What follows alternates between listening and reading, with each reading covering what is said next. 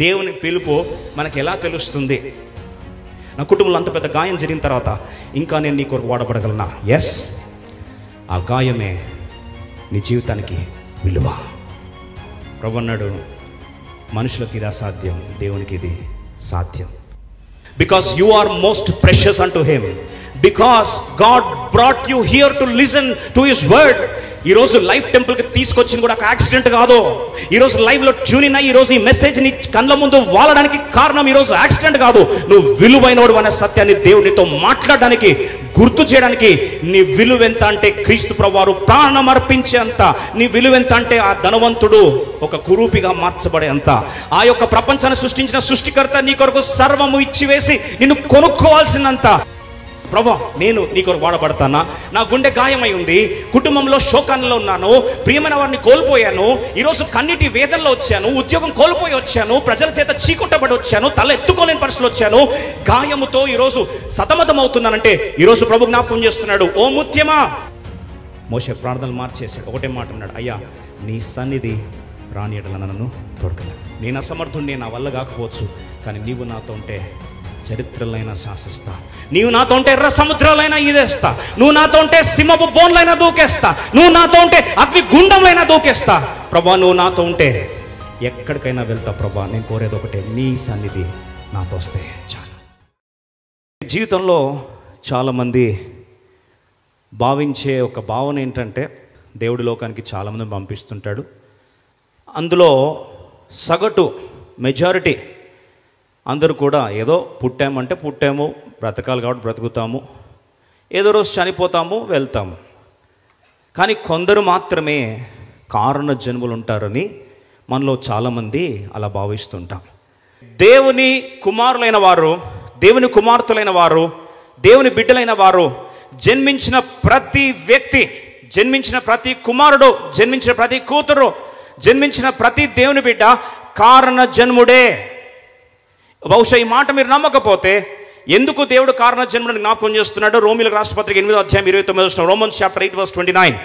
ఎందుకనగా తన కుమారుడు అనేక సహోదరులలో జ్యేష్ఠుడగునట్లు దేవుడు ఎవరిని ముందు ఎరిగెనో వారు తన కుమారునితో సారూప్యం గలవారగుటకు వారిని ముందుగా నిర్ణయించెను. దేవుడు తన అనాది కాల సంకల్పము చెప్పున నిన్ను ఒక కారణ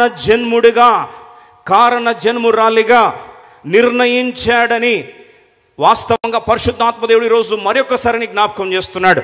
అంటే భూమికి పునాది వేయక మునుపే, విశ్వాంతరాలన్నీ సృష్టించక మునుపే, ఇంకా గెలాక్సీస్ ఫామ్ అవ్వక మునుపే, మిల్కీవే గెలాక్సీ అనేది ఒకటి ఇంకా సృష్టించబడక మునుపే, కలుగునుగాక అని నోటి నుంచి దేవుని వాక్కు ఉచ్చరించబడక మునుపే, భూమి నిరాకారముగాను శూన్యముగాను చీకటిగాను అనే మాట రాయబడక మునుపే, ఆదికాండం 1వ అధ్యాయం 1వ వచనం రాయక మునుపే దేవుడు తన అనాదికాల సంకల్పములో నిన్ను కారణ జన్మురాలిగా ఏర్పరచుకున్నాడనే సత్యాన్ని ఈరోజు దేవుని సేవకును మరొకసారి జ్ఞాపకం చేస్తున్నా.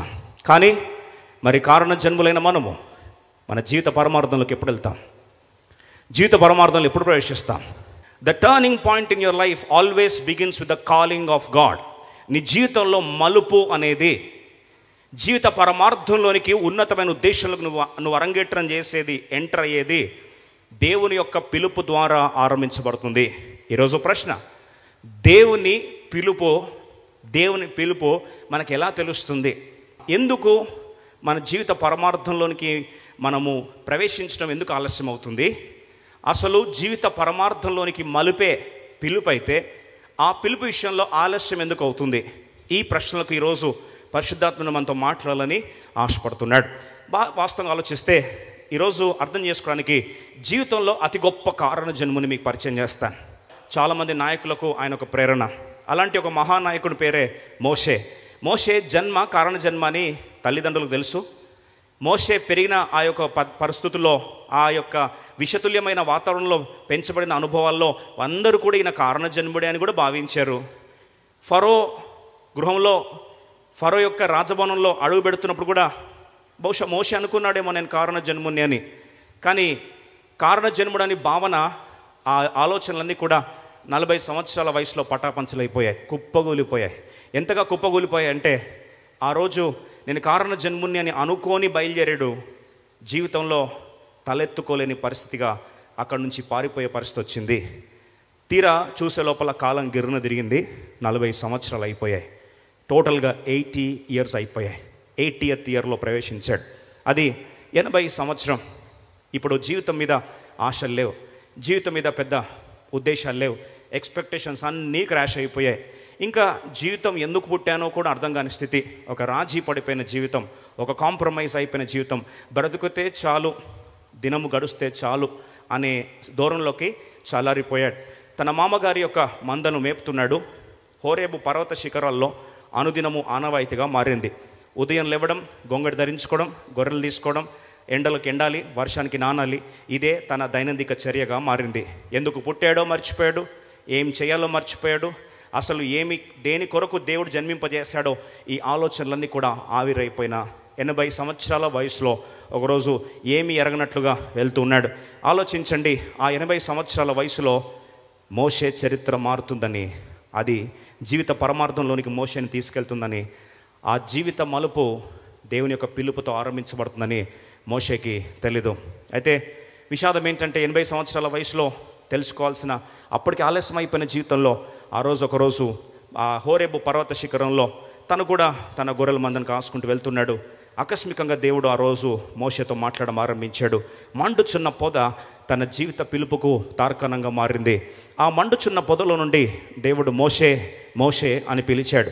మోషే మోషే అని పిలిచేసరికి మోషేకి అర్థం కావట్లే, అసలు నా స్వరం ఎవరు పిలుస్తున్నారు, నన్ను ఎవరు పిలుస్తున్నారు, అసలు ఏం జరుగుతుందని చెప్పి ఆశ్చర్యపోయి ఒకసారి ఆ మండుచున్న పొద వైపు అలాగే నిర్గాంతకు పోయి చూస్తున్నాడు. ఆ మంట ఆరిపోట్లే, పొద తగలబడట్లే, బూడిద కావట్లే, ఏమవుతుంది, ఇదేంటి, ఎంతసేపు అని చూస్తున్నాడు. నిమిషాలు కాస్త గంటలుగా మారాయి, కానీ పొద ఆరిపోట్లే, మంట ఆరిపోట్లే, బూడిద ఇంకా రాట్లే, ఆ పొద కాలిపోట్లే. ఆశ్చర్యపోతున్న వ్యక్తి ఆ రోజు ఆలోచించడం ఆరంభించాడు. అదే మోషే జీవితానికి చరిత్రాత్మకమైన మలుపుగా మారింది. చూడండి, దేవుడు పిలుచుకుంటున్న సమయంలో మోషే వయసు ఎంత అండి? 80 సంవత్సరాలు. 80 సంవత్సరాలు అనేది పాజిటివా నెగిటివా? నెగిటివే. వయసు తన వైపు లేదు. సరే, మరి ఇప్పుడు మోషే పిలుచుకొని మోషేని పంపించాలంటే, మోషే ఐగుప్తు దేశం నుంచి పారిపోయినప్పుడు మోషే మీద ఏం ఏలాడుతుంది? అరెస్ట్ వారెంట్ ఏలాడుతుంది. ఇప్పుడు అరెస్ట్ వారెంట్, కోర్ట్ ఆర్డర్ ఏముందండి? అరెస్ట్ వారెంట్ ఉంది. ఇప్పుడు అరెస్ట్ వారెంట్ ఉంటే ఇప్పుడు ఈ మోషేని ఏర్పరచుకొని మళ్ళీ ఏ ప్లేస్కి పంపించాలి? అదే ఐగుప్తు దేశము. ఏ దేశంలో అయితే మోషే మెడ మీద అరెస్ట్ వారెంట్ ఉందో ఇప్పుడు ఆయన ఎక్కడికి పంపించాలి? అక్కడికి పంపించాలి. ఈ గత అనుభవము, గత చరిత్ర అనేది మోషేకి ప్లస్ పాయింటా నెగిటివ్ పాయింటా? ఎటు చెప్పండి. ఏ దేశంలో రాజుగా అడుగు పెట్టాలో, ఏ దేశంలో నాయకుడు అడుగు పెట్టాలో అదే దేశం ఈయన కొరకు అరెస్ట్ వారెంట్ ఎదురు చూస్తుంది. ఇది పాజిటివ్ పాయింటా నెగిటివ్ పాయింటా? Negative point. మూడోది, ఏ చార్జెస్ కింద అరెస్ట్ చేస్తారు? 40 సంవత్సరాల క్రితము హత్యాయత్నంతో ఒక వ్యక్తిని చంపేశాడు. He's a murderer. మీరు అనొచ్చు, లేదండి చాలా బాగా చదువుకున్నాడు కదా, సకల విద్య ప్రవీణుడు కదా, అడ్వాంటేజా డిసడ్వాంటేజా? ఇప్పుడు ఎక్కువ చదువుకుంటే అడ్వాంటేజే, డిసడ్వాంటేజ్ కాదు. కానీ చదువుకొని ఎన్ని సంవత్సరాలు అయింది? 40 సంవత్సరాల గ్యాప్ వచ్చింది. ఇప్పుడు చెప్పండి, 40 సంవత్సరాల గ్యాప్ వస్తే సబ్జెక్ట్ ఉంటుందా, ఎగిరిపోతుందా? వాలటాలిటీ అంటారు, అలా వెళ్ళిపోతుంది ఏది సబ్జెక్ట్. ప్రియ సోదరి సోదరా, ఈ టైంలో దేవుని పొజిషన్లో నువ్వే ఉంటే మనం అంటాం, Moshe is unfit, Moshe is disqualified, Moses can never enter into the purpose of his life, and it is already a foregone conclusion that the story is over. కథ ముగిసింది. ఇక మోషే దేవుని మహిమార్థమై కారణ జన్మునిగా వాడబడడం ఏ కోణంలో తీసుకున్నా అసాధ్యం. ప్రభువు అన్నాడు, మనుషులకు ఇది అసాధ్యం, దేవునికి ఇది సాధ్యం. నేను కథ రాస్తే ఇలాగే రాస్తా. మనుషులు ఏదైతే అసాధ్యం అంటారో అక్కడ దేవుడు ఏమంటాడు? ఇది సాధ్యం అంటాడు. దేవుడు కథ రాయడం ఆరంభించాడు. ప్రియ సోదరి సోదరా, ఏంటి ఆ పిలుపు? ఇలాంటి నిర్గాంతకు పోయే పరిస్థితుల్లో పిలుపు ఎలా వచ్చింది? నిర్గమకాండం 3:2 ఒక పొద నడిమిని అగ్ని జ్వాలలో యెహోవా దూత అతనికి ప్రత్యక్షమాయను. అతడు చూచినప్పుడు అగ్ని వలన ఆ పొద మండుచుండెను కానీ పొద కాలిపోలే. పొద మండుచుంది కానీ ఆ పొద మాత్రము కాలిపోలే. చూడండి, మంటలు వస్తున్నాయి పొదలో నుండి, కానీ పొద మాత్రము కాలిపోట్లే, బూడిదవ్వట్లే. ప్రియ సోదరి సోదరా, మోషే పిలుపుకి నేను నిస్సహాయుణ్ణి, నేను అన్ని అవరోధాలు నాకు ఉన్నాయి, అన్నీ నాకు నెగిటివ్సే ఉన్నాయి, అన్నీ నాకు డిసడ్వాంటేజెసే ఉన్నాయి, అన్నీ నాకు నెగిటివ్ పాయింట్సే ఉన్నాయని ఇంతగా చర్చించుకున్నామే. ఎడ్యుకేషన్ క్వాలిఫికేషన్ ఉంది కానీ ఎవాపరేట్ అయిపోయింది, కాంటాక్ట్స్ ఉన్నాయి చెదిరిపోయినాయి, అయితే వయసు మీరిపోయింది, కోర్ట్ ఆర్డర్ హ్యాంగ్ అవుతుంది, మర్డర్ ఛార్జెస్ తన మీద ఉన్నాయి. ఇన్ని నెగిటివ్స్ మధ్యలో ఒక అనామకునిగా మిగిలిపోవాల్సిన మోషేతో దేవుడు మాట్లాడుతున్నాడు. మోషే, ఇక్కడ మండుచున్న పొదను ఒక్కసారి చూడు, ఒక్కసారి మండుచున్న పొదను చూడు, ఒక్కసారి మండుచున్న పొదను చూడు. ఇదే కదా నీ పిలుపుకు నీ ప్రేరణ. This is your inspiration for your calling. ఆ మండుచున్న పొదను చూసినప్పుడు వాస్తవంగా God wants to remind Moses that this bush is an insignificant bush. ఈ పొద అన్ని పొదల్లో అది కూడా అలాంటిదే, ఒక అనామకమైన పొద, ముళ్ళ గచ్చ పొదల్లో పెరిగి పొద. ఆ పొదకంటూ ప్రత్యేకత లేదు, ఆ పొదకంటూ ఏమి కూడా ఒక ప్రత్యేకమైన గుర్తింపు లేదు. మోషే, నీ జీవితం కూడా అలా గుర్తింపు లేని జీవితంగా మారిపోయిందా? అన్ని పొదల్లో ఒక వ్యక్తిలో అన్ని పొదల్లో ఒక పొద ఉన్నట్లుగా అందరి మధ్యలో కూడా ఉన్నావు. కోట్ల మంది మధ్యలో అనాథగా అయిపోయావు, అందరూ చూస్తున్నా ఏకాకిగా అయిపోయావు. అరణ్యంలో ఒక ఏకాకిగా, అర్థము తెలియని వ్యక్తిగా, గుర్తు తెలియని వ్యక్తిగా, బహుశా గొర్రెల కాపరలలో ఒక కాపరిగా మిగిలిపోయావా? ఓ మోషే, మండుచున్న పొదను చూడు. Just look at this burning bush. ఒక్కసారి నేను మంట అంటిస్తే, ఒక్కసారి నేను ఇగ్నైట్ చేస్తే, ఒక్కసారి దానికి కానీ నేను ఆరంభిస్తే, నేను ఆ పొద మధ్యలో ఉంటే ఆ యొక్క పొద ఒక అద్భుతంగా మారుతుంది. If I ignited the bush will become a miracle. ఇప్పుడు ఆలోచిస్తే ఈ మండుచున్న పొదని అన్నిట్లో అది సాధారణంగా అన్నిటిలో ఒక సామాన్యమైన పొదగా ఉండాల్సింది. ఎప్పుడైతే నేను మంటను ఆరంభిస్తే, నేను పిలుచుకుంటే, నేను ఒక్కసారి అంటిస్తే, నేను ఒక్కసారి బలిపీఠ మీద నిప్పును అంటిస్తే ఆ యొక్క పొద ఒక అద్భుతంగా మారుతుంది. It will become a miracle that people will be shocked, people will be admiring as you came and were drawn towards this. నువ్వు వచ్చి ఆశ్చర్యచకితులైపోయి ఏంటి పొద, ఏంటి పొద, ఏంటి పొద అని చూస్తున్నట్లు రేపు నీ పిలుపుని చూసి ప్రజలందరూ కూడా నీ గురించి మాట్లాడుకుంటారు మోషే అని దేవుడు చెప్పకనే ఆ పిలుపు విషయంలో మండుచున్న పొద ద్వారా మోషేతో మాట్లాడుతున్నాడు. అలాగే చూస్తూ ఉన్నాడు, నిన్నటి రోజు చూసిన పొద ఇది కాదా? అదే పొద ఉండొచ్చు. రెగ్యులర్గా అలా పొదల్లోనే గొర్రెలు ఆకులు తినడానికి ముందు రోజు దాకా ఆ యొక్క పొద మీద కాళ్ళు పైకెత్తి ఆకులు తెంపుకొని గొర్రెలు తింటూ ఉండొచ్చు. ఈరోజు వెళ్ళి ఆ గొర్రె అలాగే ఆకులు తెంపుకొని తింటుందా? మండుచున్న పొద మీద, ఆ మండుచున్న పొద దగ్గరికి గొర్రె రాగలుగుతుందా?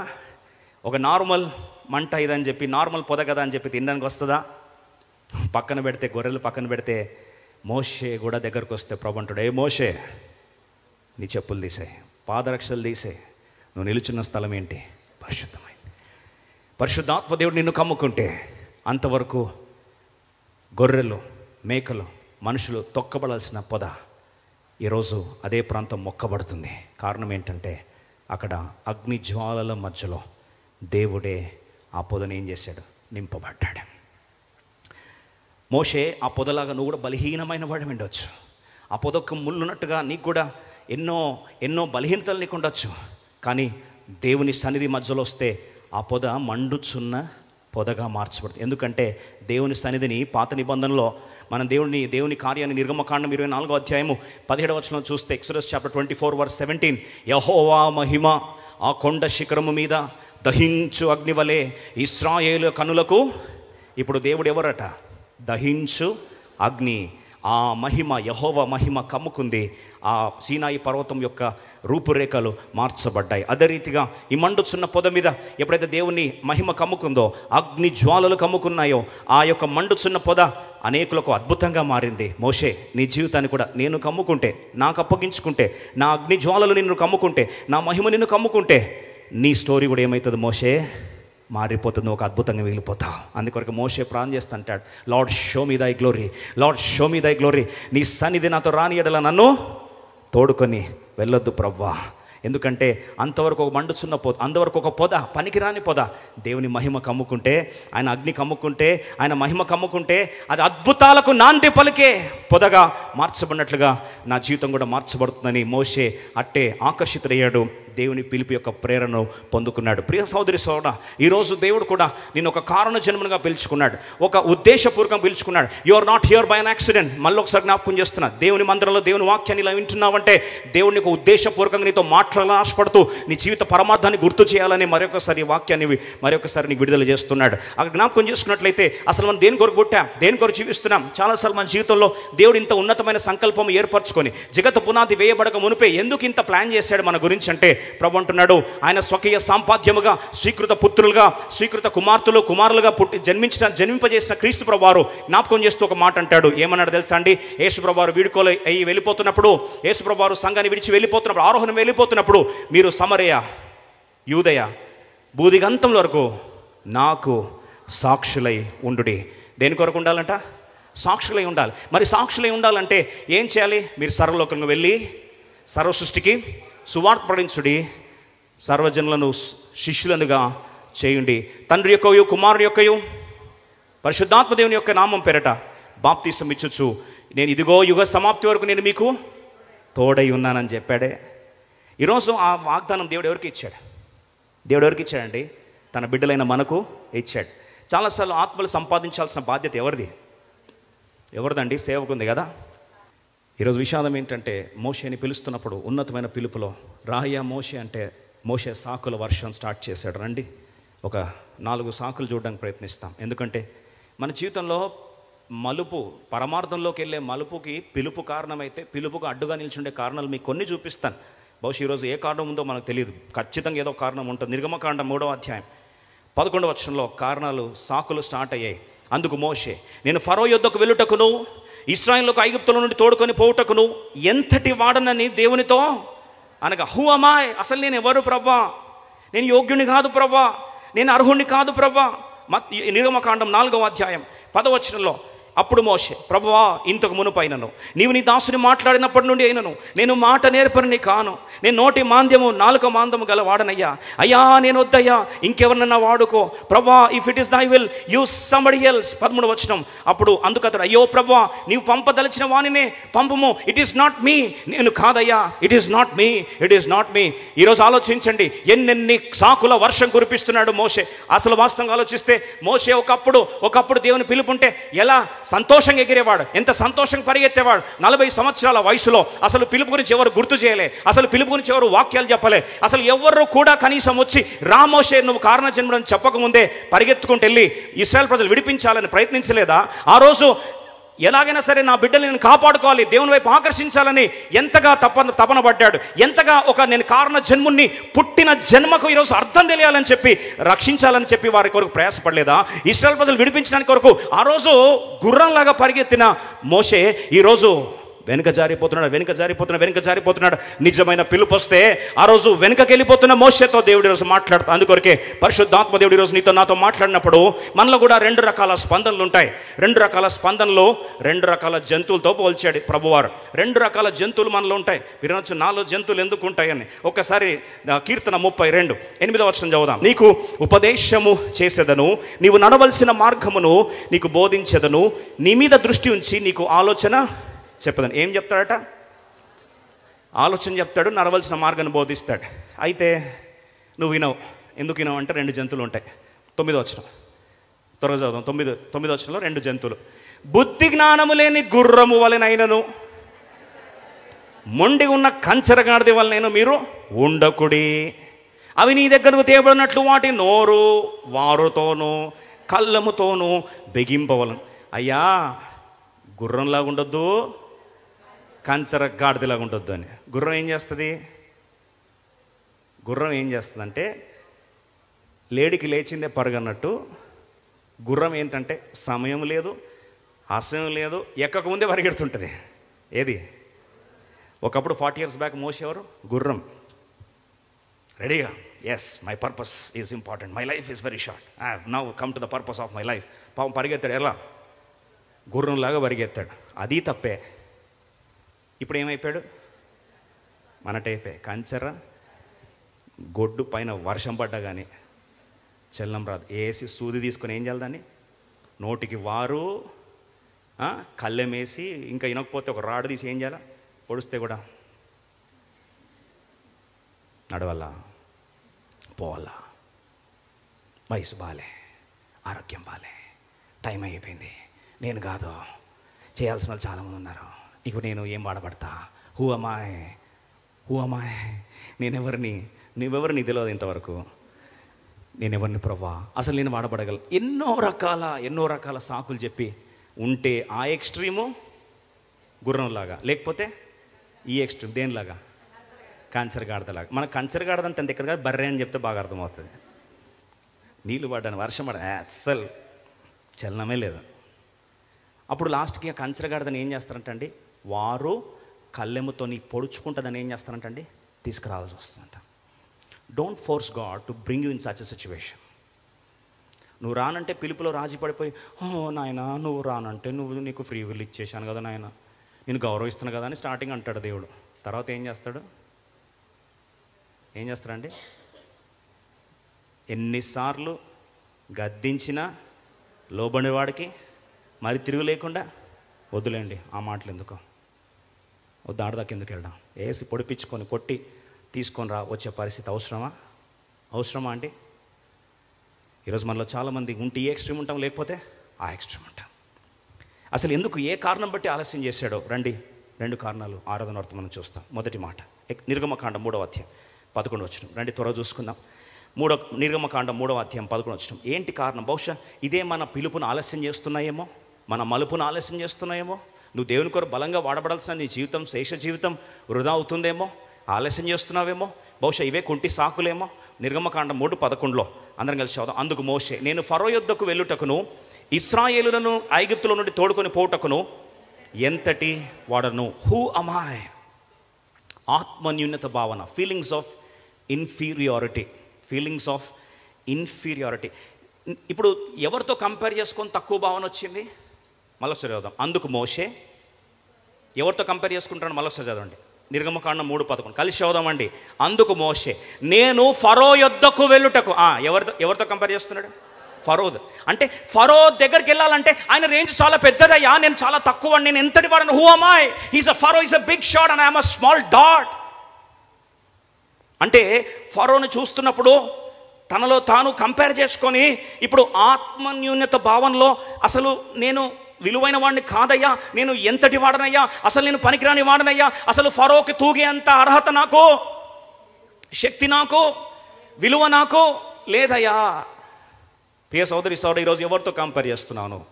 ఎవరితో కంపేర్? ఒక అన్యునితో కంపేర్ చేసి, ఒక ఫరో లాంటి వ్యక్తితో కంపేర్ చేసుకొని, అయ్యా నేను తూగలేనా తనతోనే, అయ్యో అని ఆత్మన్యూనత భావన, ఒక సెల్ఫ్ ఎస్టీమ్ దెబ్బతినిపోయి, ఒక ఇన్ఫీరియారిటీ ఫీలింగ్స్లో కుప్పగూలిపోయినావా?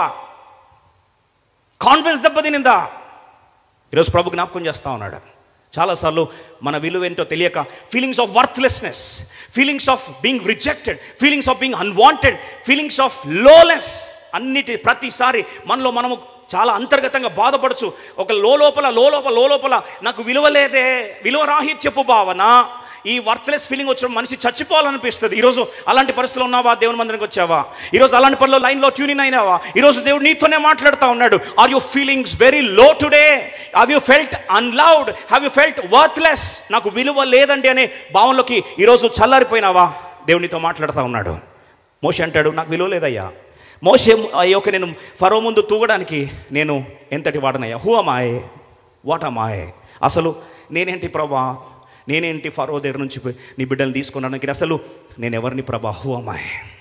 ఒకసారి మాట జ్ఞాపకం చేయాలని ఆశపడతా. చాలాసార్లు మన విలువ మనకు తెలియకపోతే, మన విలువ ఎంతటో మనం తెలియకపోతే, అపవాది మాటికి నీలో విలువ రాహిత్యపు ఆ భావనలు తీసుకొచ్చి ఆత్మహత్య వైపు నడిపిస్తాడేమో బహుశా. అందుకొరకే దేవుడు జ్ఞాపకం చేస్తున్నాడు. రండి, మన విలువ మనం తెలుసుకోవడానికై ఒక అద్భుతమైన సంఘటన, సాక్షాత్తు యేసు ప్రభు వారి నోటి నుంచి జాలువారిని ఒక అద్భుతమైన సంఘటన మీకు జ్ఞాపకం చేస్తాం. మత్తయి సువార్త 13వ అధ్యాయం 45-46 వచనాలు. మరియు పరలోక రాజ్యము మంచి ముత్యములను కొన వెదకుచున్న వర్తకుని పోలి ఉన్నది. ఇప్పుడు పరలోక రాజ్యం అట, అందుకొరకే లోకమంటే మట్టి కాదోయ్ మనుషులోయ్, రాజ్యం అంటే రాజ్యము కాదోయ్ దేవుని బిడ్డలోయ్. ఇప్పుడు ప్రభు అంటున్నాడు అమూల్యమైన, ఇప్పుడు పరలోక రాజ్యము ఎలా సంపాదించుకున్నారు ఒకసారి చూద్దాం రండి. 45వ వచనం కలిసి చూద్దాం. వర్స్ 45 అందరం కలిసి. 45వ వచనం. మరియు పరలోక రాజ్యము మంచి ముత్యములను కొన వెదకుచున్న వర్తకుని పోలి ఉన్నది. ఏం చేశాడు? 46 కలిసి చదువుదాం.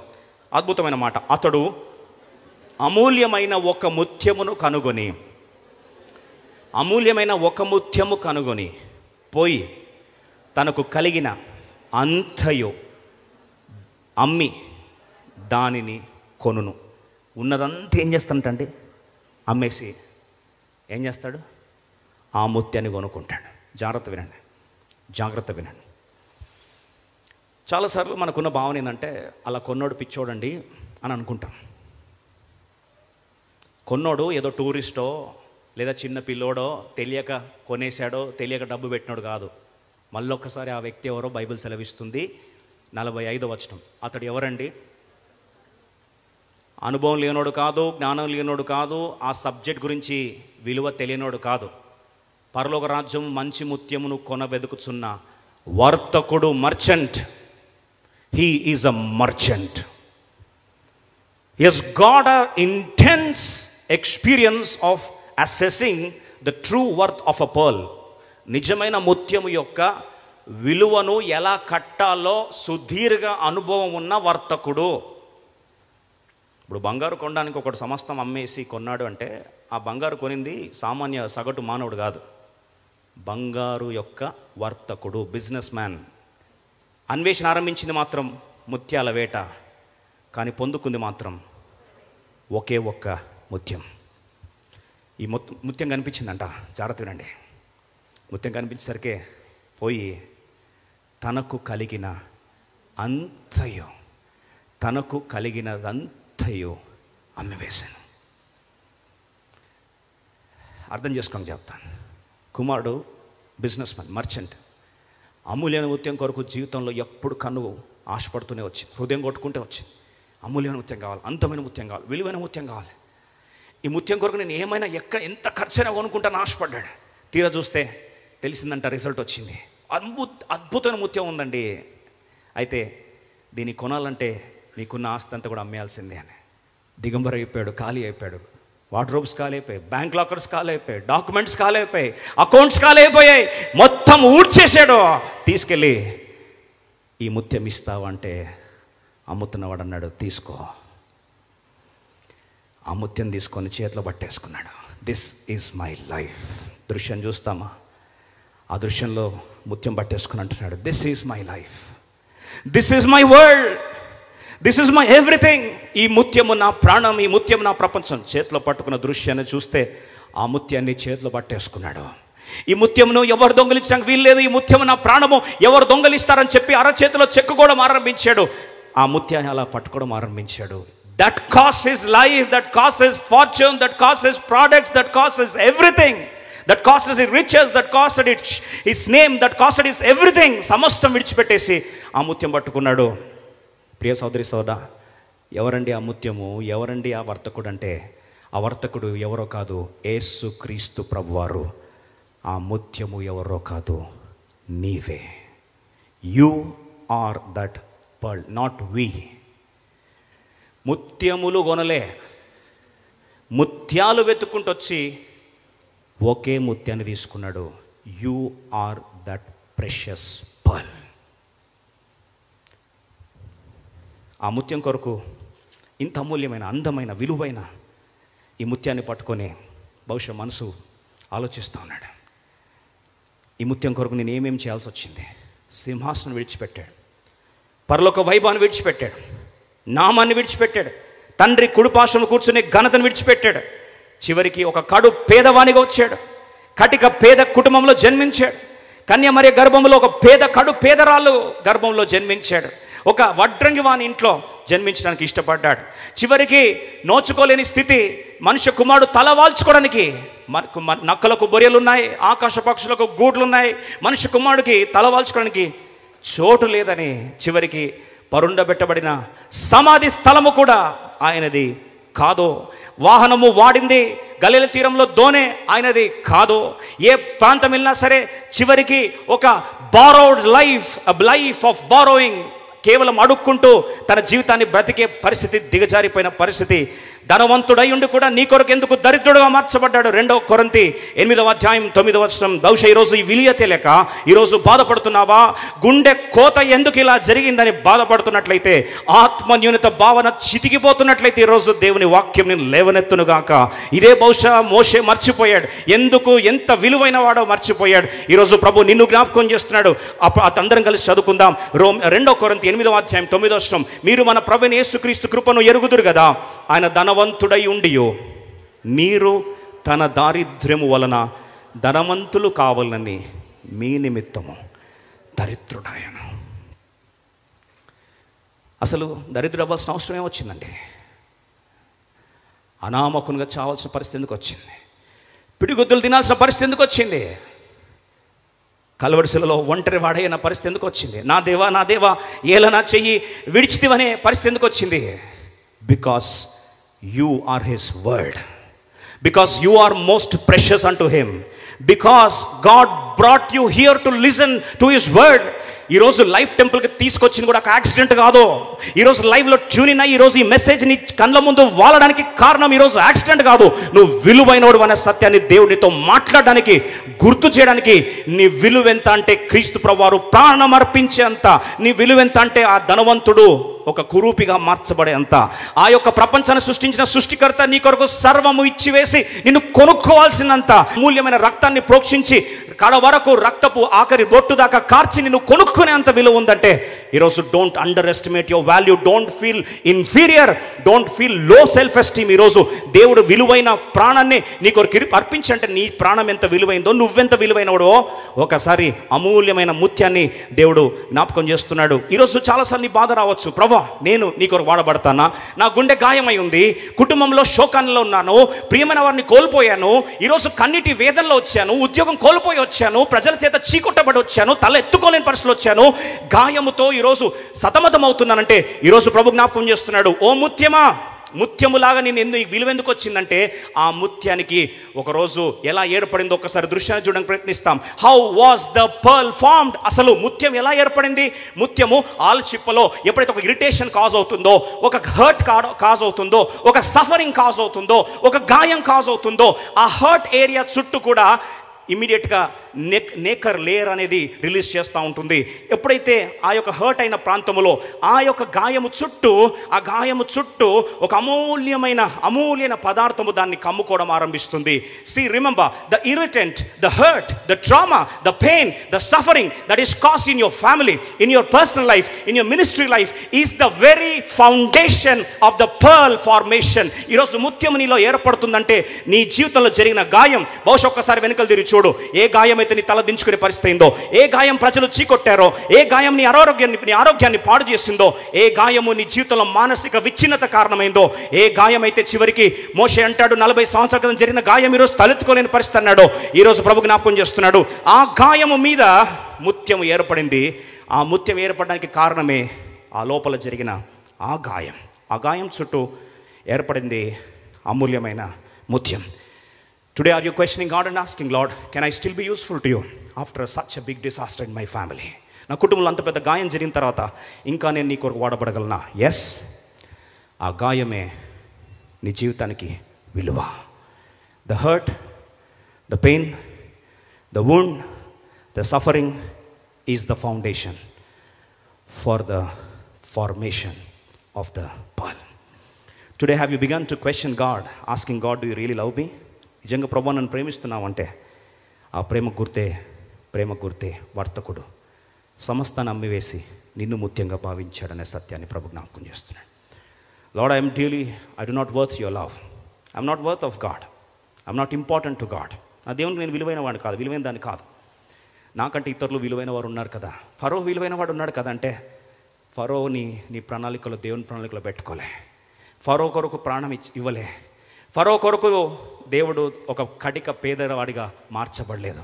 He has stoop down to such a level of utter poverty just for you, because he loved you, he valued you. ఈరోజు నువ్వు ముత్యం అయితే ఆ ముత్యాన్ని చేతులు ఏం చేసుకున్నట్టండి, పట్టేసుకున్నాడు, చెక్కేసుకున్నాడు.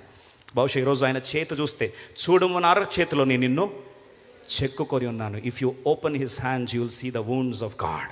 అందుకొరకే ఆ యొక్క తోమాతో ప్రభు అన్నాడు, ఏంటి తోమా, ఏంటి నా గాయపరచబడిన హస్తంలో నీ చెయ్యి పెట్టి చూస్తే తప్ప నమ్మవా? చూడు నా అరచేతిలో గాయాన్ని చూడని.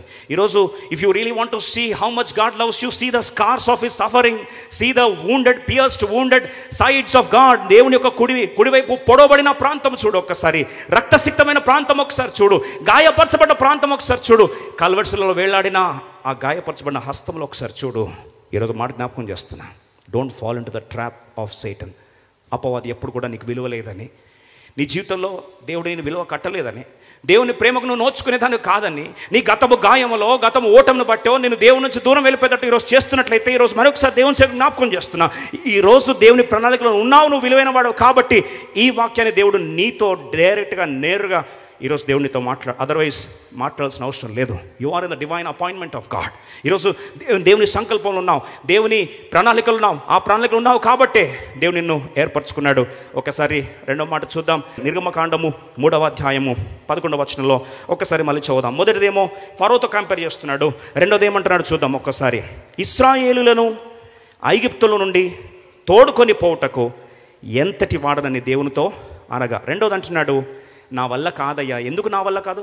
ఏ విషయంలో నా వల్ల కాదు? ఇశ్రాయేల్ ప్రజల్ని తీసుకొని వచ్చే ఈ బాధ్యతలో, ఈ పనిలో నేను అసమర్థుడను. I'm unfit. Feelings of inferiority number 1. Number 2 feelings of inadequacy or inability. లేదా ఒక మాటలో నా వల్ల కాదు ప్రభా, నేను అసమర్థుడను, ఐఎమ్ అన్ఫిట్. సామర్థ్యం లేదంట, కెపాసిటీ లేదంట. ఎందుకంటున్నాడు మాట?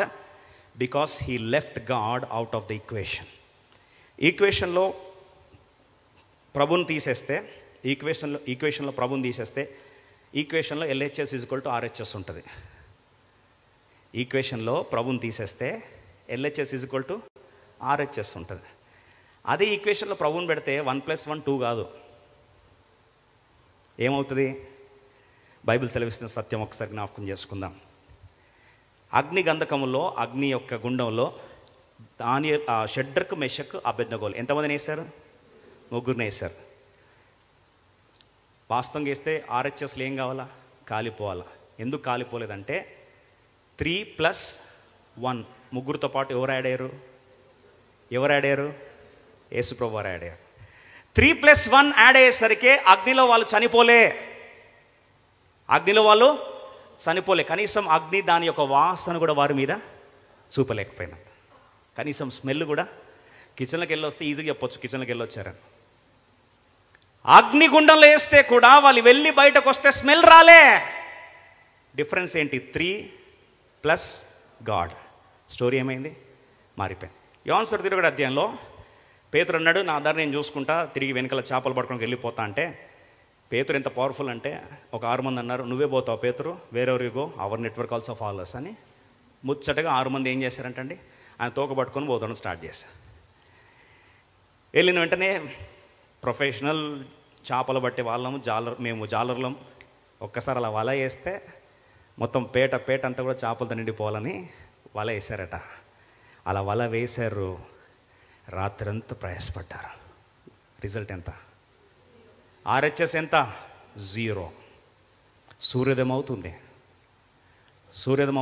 నా పిల్లలారా అని ఒక స్వరం వచ్చింది. ఈ ఓడిపోయిన 7 మంది ప్లస్ యేసు ప్రభు రిజల్ట్ ఎంత? యోహాను సువార్త 21:11లో 153 పెద్ద చేపలు. 7 మంది ముందు కలిసి, సమిష్టిగా కలిసి నేను ప్లస్ మేము = 0 అయింది. ఇక్కడ నేను ప్లస్ మేము ప్లస్ క్రీస్తు = 153 పెద్ద చేపలు. అందుకో ప్రభు అన్నాడు యోహాను సువార్త 15:5లో, నాకు వేరై ఉండి మీరేమీ చేయలేరు. 40 రోజులు ఎలా లోయ, ఇశ్రాయేల్ ప్రజలు, సౌలు సైన్యాధిపతి, అలాగే సౌలు రాజుతో పాటు ఇశ్రాయేల్ సైన్యం అంతా కూడా 40 రోజులు వెళ్తున్నారు. ఉదయకాలమే సెల్యూట్ కొడుతున్నారు, అటాక్ అంటున్నారు. ఎంత త్వరగా అటాక్ అంటున్నారో అంత త్వరగా పీచేముడు అని చెప్పి వచ్చేస్తున్నారు. ఎన్ని రోజులు అయిపోయింది? 40 రోజులు. 40 డేస్ అయిపోయిన తర్వాత ఒక యవనస్తుడు వచ్చాడు.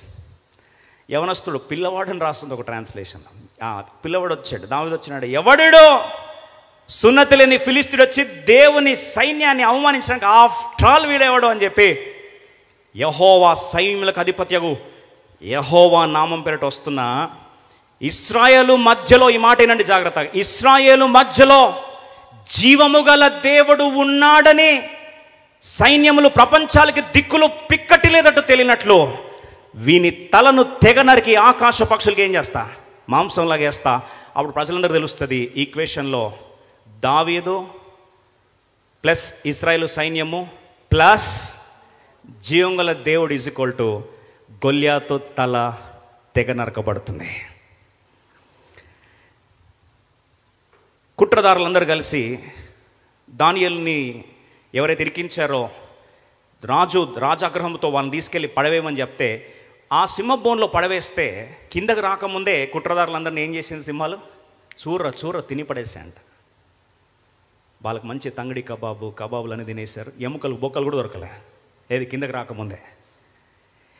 అయితే దానియేలు ప్లస్ దేవుని దూత అంటే దేవుని సన్నిధి. ఎప్పుడైతే దానియేలు ప్లస్ దేవుని దూత కలిశారో ఆ రాత్రి సింహపు బోన్లో ఒక్క సింహం కూడా నోరు తెరవలే. RHS రైట్ సైడ్ రిజల్ట్ మారిందా లేదా? ఇశ్రాయేల్ సైన్యం 32,000 మంది, మిద్యానీలు 135,000 మంది, LHS 32,000, RHS 135,000 మందిని చూసి భయపడి పారిపోతూ ఉన్నారు. దేవుడు ఈక్వేషన్లోకి వచ్చాడు. ఒక్కసారి దేవుడు ఈక్వేషన్లోకి వస్తే ప్రభు అన్నాడు 32,000 మంది వేసి పక్కన పడేసాడు, 300 చాలన్నాడు. 300 ప్లస్ దేవుడు అవతల వైపు 1,00,000. ఒకసారి ఈ దృశ్యం చూస్తాం. 135,000 మంది కంటే బలమైన వారు అయ్యారా లేదా? Yes or no? అందుకో ప్రభు అన్నాడు మీలో ఒంటరైన వాడు, ఇంకా డౌట్ ఏందండి? గట్టి చెప్పండి. మీలో ఒంటరైన వాడు, గట్టి చెప్పండి, 1000 మందిని ధర్మను. డిఫరెన్స్ ఏంటంటే యోహాను భక్తుడు 1:4 అంటాడు, నీలో ఉన్నవాడు, 1 యోహాను 4 నీలో ఉన్నవాడు లోకంలో వానికంటే.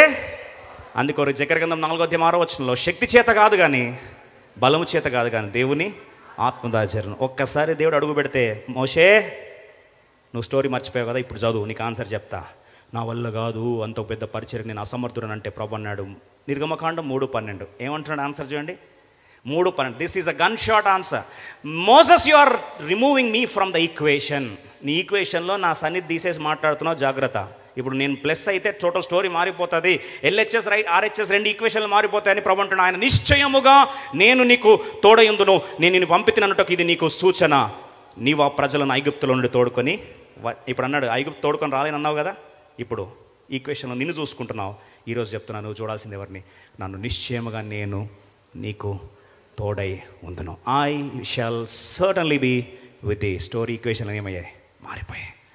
మొదటిది feelings of inferiority. Number 2 feelings of inability. ఈరోజు నా వల్ల కాదు ప్రభా, నా చేత కాదు ప్రభా, అసమర్థుడం ప్రభా. అయ్యా ఇప్పుడు తల్లిగా నేను ఈ బాధ్యతలు నేను చేయలేనయ్యా, ఈ యొక్క అవిటి బిడ్డ నేను మొయ్యలేనయ్యా, అయ్యా నేను ఈ కుటుంబంలో ఉద్యోగం చేయలేనయ్యా, ఈ పరీక్ష నేను చేయలేనయ్యా, నా వల్ల కాదని నిన్ను చూసుకొని ఓడిపోతున్నావా? ప్రభు అంటున్నాడు నువ్వు చూడాల్సింది ఈక్వేషన్లో ఎవరిని? నన్ను చూడు. నిశ్చయంగా నేను నీకు తోడై ఉందును. I will be with thee. మోషే ప్రార్థనలు మార్చేశాడు. ఒకటే మాట అన్నాడు, అయ్యా నీ సన్నిధి రాని ఎడల నన్ను తోడుకెళ్ళను. నేను అసమర్థుడిని, నా వల్ల కాకపోవచ్చు, కానీ నీవు నాతో ఉంటే చరిత్రలైనా శాసిస్తా, నీవు నాతో ఉంటే ఎర్ర సముద్రాలైనా ఈదేస్తా, నువ్వు నాతో ఉంటే సింహపు బోన్లైనా దూకేస్తా, నువ్వు నాతో ఉంటే అగ్ని గుండంలైనా దూకేస్తా. ప్రభా నువ్వు నాతో ఉంటే ఎక్కడికైనా వెళ్తా ప్రభా. నేను కోరేది ఒకటే, నీ సన్నిధి నాతో వస్తే చాలు. ఈరోజు శక్తి చేత బలం చేత జరిగింది, ఆత్మ ద్వారా జరుగుతున్న సత్యాన్ని గుర్తెరిగిన వారిగా ప్రభుని ఆరాధిస్తామా?